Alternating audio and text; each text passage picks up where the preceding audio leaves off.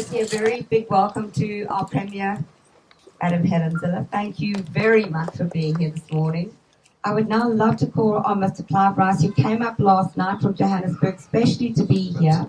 There's still a lot of things to do in this world, and I'm only 65, so there's even more. I want to live a hell of a lot longer than that. Yeah. And make a contribution. And that's what I think it is. And I think with Iris House, the contribution you people are making are absolutely fantastic, because you just hear the beginnings that you've had.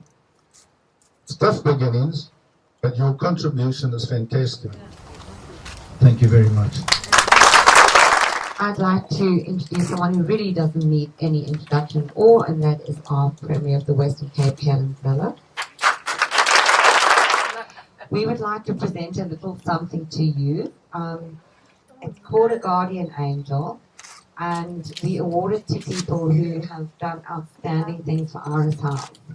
And you have done outstanding things for Iris House, and we believe you are a very, very worthy recipient. So, with our gratitude, if you would accept an Iris House.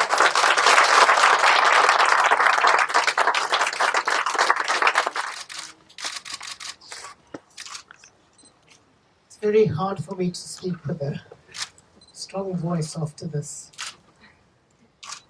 because this probably means more to me than anything else I've ever received.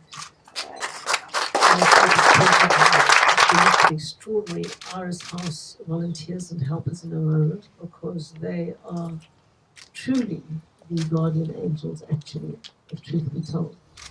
Our most important job is to get the resources allocated to us through the equitable share, which is not so equitable, because our population grows every single year and our share of the money doesn't. And so we keep on having to do much, much more with much, much less. That's our challenge. And when I go around to places like Khayelitsha in the boiling hot sun or the freezing cold winter and see children's horrific conditions, completely unable to communicate or move often, I have to say to myself, how is it possible that this government isn't spending all of the money that we have on healthcare? And it is an answer that I, in this term that I've been in so far, I've got 4 more years to go as Premier of the Western Cape, unless something unforeseen happens. It's a question that I haven't been able to answer. And because of the behavior of irresponsible adults, the result is that we have far too little to spend on vulnerable children. We gave Iris House a broken down, derelict mess of a house, and they couldn't have been more grateful for it. And yet, who roll up their sleeves and get on and do it. And that is why I am so devoted to Iris House. And that is why giving you this broken down, dilapidated house, which I felt embarrassed to give you actually, and which you were so overjoyed to have at this opening, is such an extraordinary occasion. And of course, when you get good human beings, you find that they're a magnet for other amazing human beings. I see the condition of children, and I see parents coping, in one instance, with 3 disabled children. Remember, I met that lady at your ball? 3 children, triplets, all born with cerebral palsy, all born prematurely. And you see how parents battle with almost no help from the state.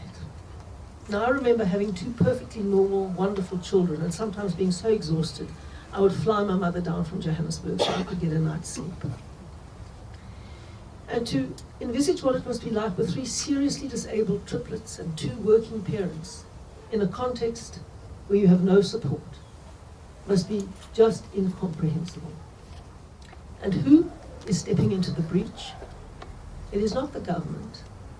It is a lady who came from England, who used to do this kind of work there, and said, this is the kind of thing that is needed in South Africa. And those are the kinds of people that we have in South Africa. And those are the kinds of people that move me very deeply.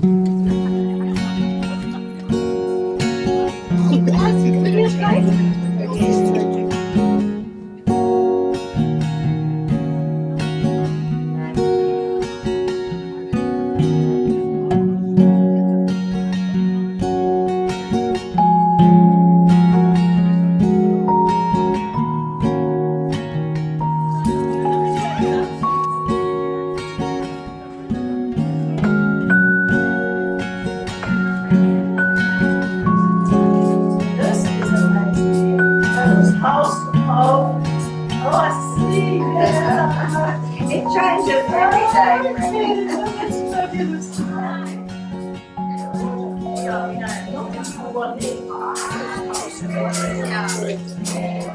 It's amazing.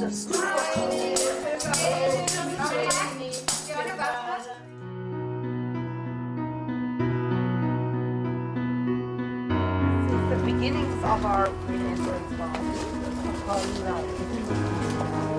Sean, this is on hand in hand. This is not And after Barrington, Yeah. see, Let me tell you, this man has worked